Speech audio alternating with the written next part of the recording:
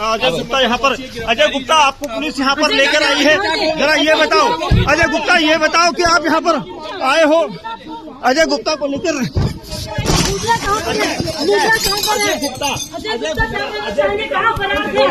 अजय कहाँ थे? लेकर आई है। तुम्हें पता था यहाँ पर तुम भागे? अजय, जिम्मेदारी किसकी है? 25 लोगों की मौत हुई, उसकी जिम्मेदारी कौन लेगा? अजय बताओ, अजय बताओ। अजय, क्या बिना एनओसी के क्लब कैसे चला रहे थे? बिना एनओसी के क्लब कैसे चलाया?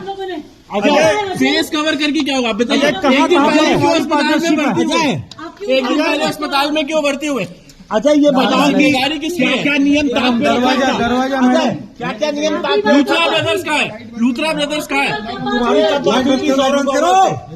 अजय, आप ये तस्वीरें देखिए। पार्टनर हूँ, मुझे इसके मैडम दरवाजा खोले तो एनओसी थी, एनओसी ली थी, एनओसी ली थी।